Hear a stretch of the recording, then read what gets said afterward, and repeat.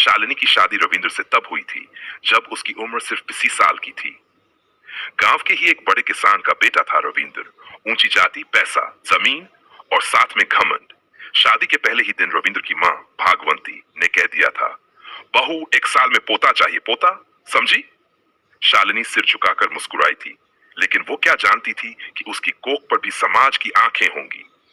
1 साल बीता। शालिनी गर्भवती हुई। ससुराल वाले पूजा करवा रहे थे, नीम के पत्ते बांध रहे थे, हवन करवा रहे थे, सब कुछ लड़का हो के लिए। डिलीवरी के दिन अस्पताल के बाहर खड़ा था रविंद्र। उसके साथ उसकी माँ, बाप और बहनें थीं। डॉक्टर बाहर आई, मुस्कुराई और बोली, बधाई हो, बेटी हुई है। वो मुस्कान वहीं थम गई। रविंद्र का चेहरा एकदम सख्त हो गया। फिर से पूछो, क्या बेटी? एक जन्नतेदार आवाज आई। रविंद्र ने गुस्से में पास की दीवार पर मुक्का मारा। उसकी मां बोली, शुभ काम में ही अपशगुन हो गया, ये बहू अपशगुनी है। अंदर शालिनी ने जब बेटी को देखा, उसकी आंखों से आंसू बह निकले। तू मेरी जान है, मेरे दिल का टुकड़ा। शालिनी की गोद में जब नन्ही बच्ची आई तो उसकी आंखों से धीरे धीरे आंसू बहने लगे। एक ओर उसका हृदय ममता से छलक उठा था, दूसरी ओर मन में एक डर बैठा था, उस समाज का, उस घर का, उस पति का जहां बेटी होना अभिशाप माना जाता था। जब बच्ची की नन्ही उंगलियां शालिनी की उंगलियों से लिपटी तो उसने अपने मन में कसम खाई, तू मेरी जान है, मैं तुझे दुनिया की हर तकलीफ से बचाऊंगी, चाहे इसके लिए मुझे कुछ भी क्यों न सहना पड़े। डॉक्टर ने कहा, बच्ची और मां दोनों ठीक हैं, लेकिन अस्पताल के दरवाजे पर खड़े रविंद्र और उसकी मां बहनें जैसे सख्त हो गई हों, जैसे किसी मौत की खबर सुनकर। भागवंती ने नाक सिकोड़ी, बेटी, कुल का दीपक नहीं, कुल का अंधेरा लेकर आई है ये। रविंद्र अंदर आया, बेटी को देखा तक नहीं, बस एक घृणा भरी नजर शालिनी पर डाली। शालिनी की आंखों में सवाल था, मैंने क्या बिगाड़ा है तुम्हारा? कुछ हफ्तों बाद शालिनी अस्पताल से घर लौटी और बेटी का नाम रखा गया, आराध्या। लेकिन इस नाम की पूजा घर में कोई नहीं करता था। नंदें ताने देती, देख बहन, बेटी ही बेटी पैदा की तो ससुराल में टिकेगी कैसे? औरत की औकात बेटा पैदा करने से तय होती है। हर दिन की शुरुआत तानों से होती और हर रात आंसुओं से बीतती। रविंद्र अब उससे बात भी कम करता था, और जब करता तो सिर्फ डांट या धमकी।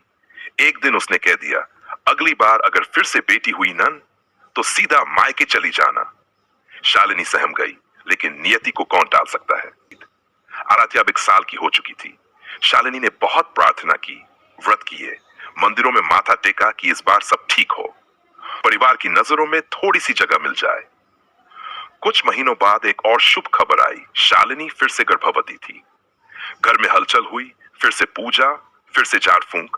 सास ने पंडित बुलाया, इस बार कोई चूक नहीं होनी चाहिए, पोता ही चाहिए। शालिनी चुप रही, हर बार की तरह, लेकिन इस बार उसके भीतर एक बेचैनी पल रही थी।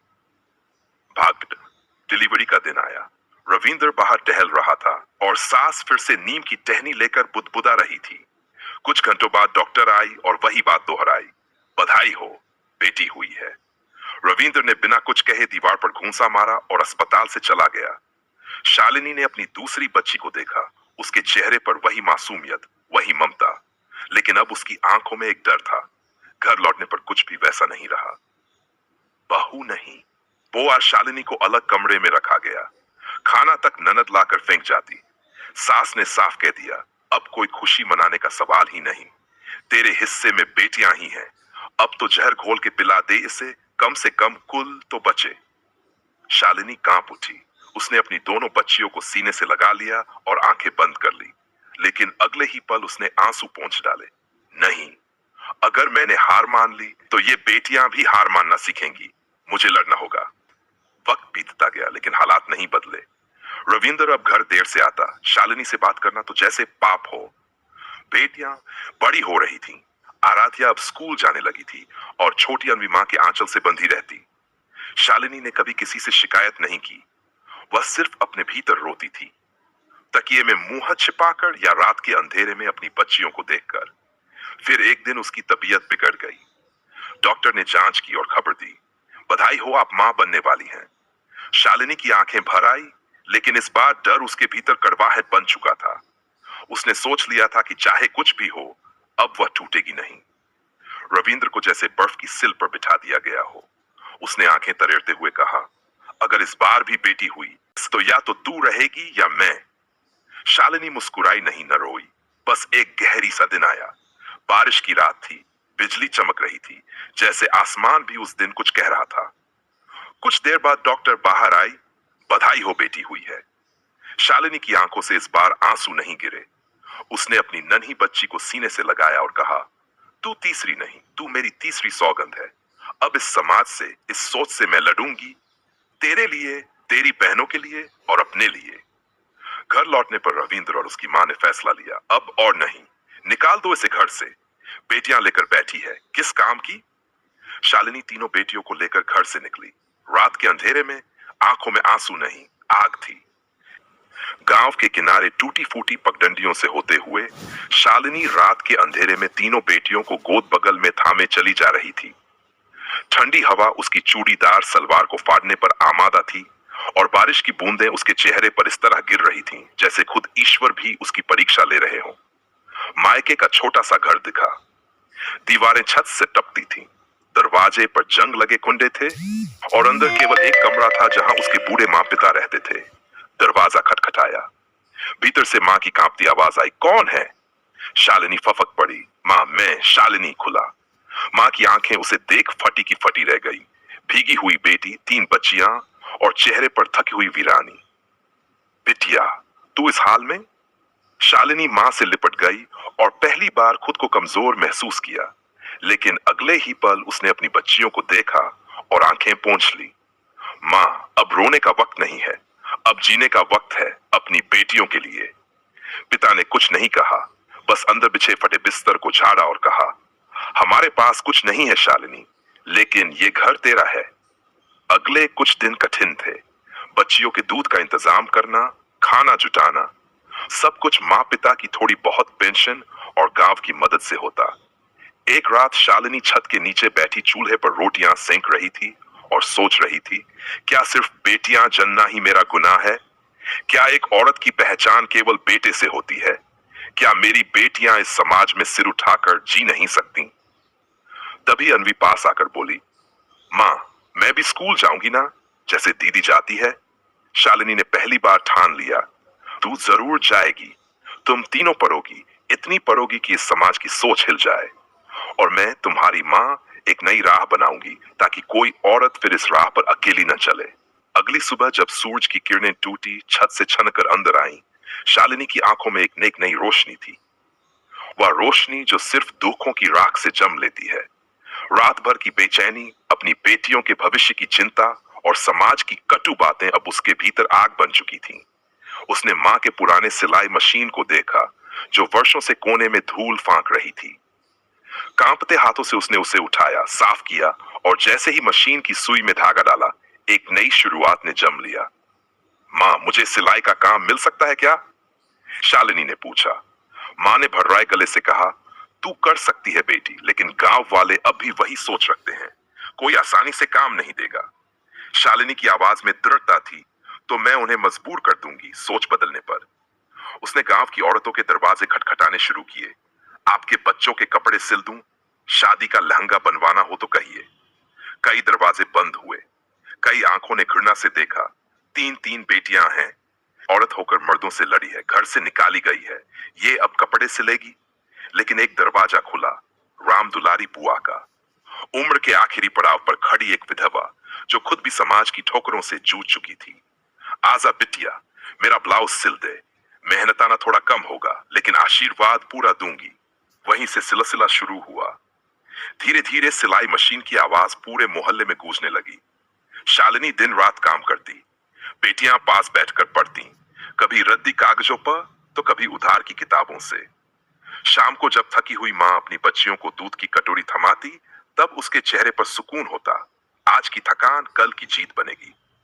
लेकिन इस संघर्ष की गूंज सिर्फ मोहल्ले तक सीमित नहीं रही।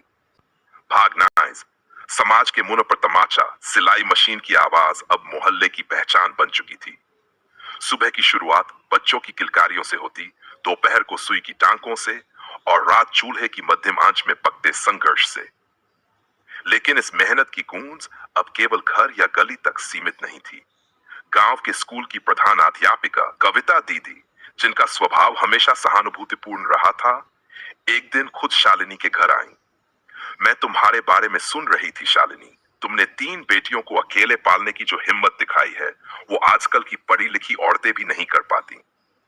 शालिनी ने विनम्र होकर कहा, हिम्मत तो हालात सिखा देते हैं दीदी, बस बेटियों को सिर झुका के जीना नहीं सिखाना चाहती। कविता दीदी ने मुस्कुराकर कहा, तो फिर सुनो, मुझे स्कूल में एक अस्थाई सहायिका चाहिए।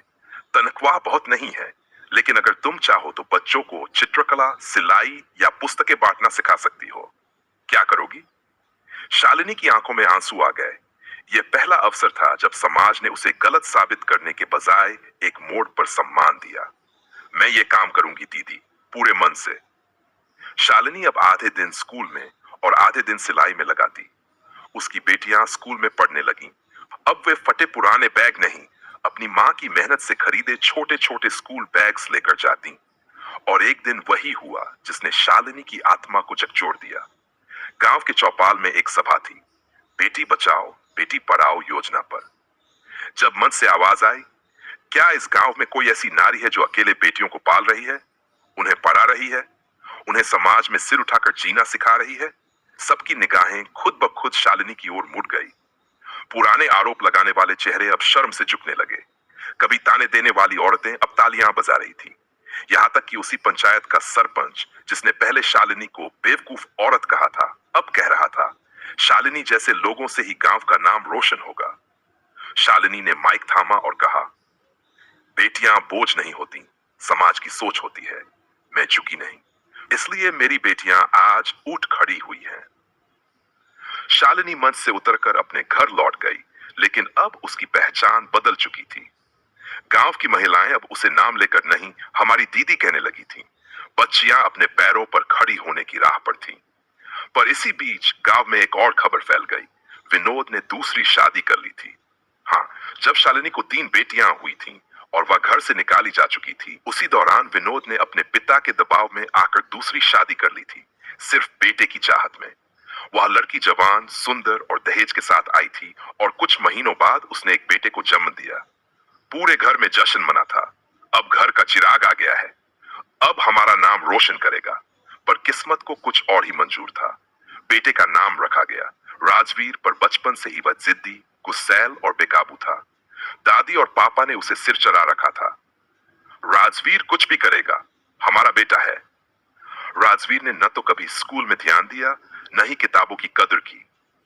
शराब पीना, दोस्तों के साथ घूमना, गालियां देना, ये सब उसकी आदत में आ गया। जब वो सिसका हुआ, तब तक 2 बार पुलिस उठा चुकी थी। जब ब्रार्ड्स का हुआ, एक बार तो शराब के नशे में अपने ही दादा को धक्का दे दिया था, जिससे उनकी टांग टूट गई। उधर शालिनी की बेटियां आरुषि, निधि और प्रियंका तीनों मां की छांव में पली, संघर्षों की आग में तपकर सोना बन चुकी थी। यूपीएससी टॉपर बनी, आईएफएसर। निधि मेडिकल कॉलेज की गोल्ड मेडलिस्ट, एक प्रतिष्ठित डॉक्टर। आर्मी ऑफिसर बनी, देश सेवा में समर्पित। शालिनी ने जब तीनों बेटियों को अपने पैरों पर खड़ा देखा, उसकी आंखों से बहते आंसू अब पीड़ा नहीं गौरव के थे।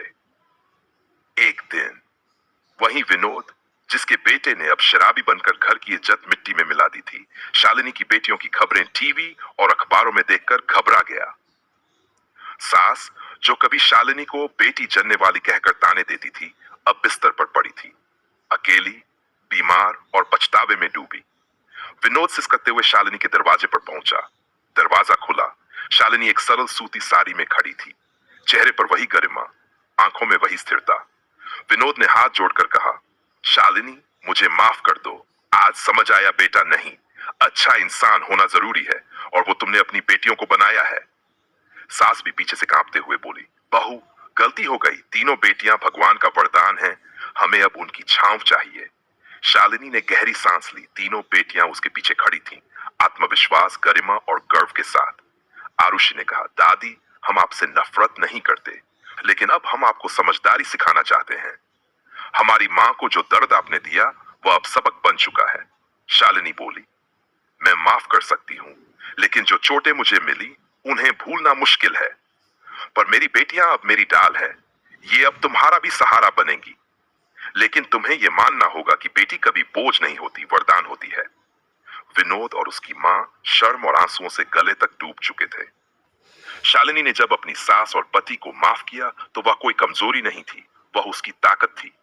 क्योंकि जब एक औरत सबसे गहरी चोट खाकर भी माफ कर देती है तो वह देवी बन जाती है।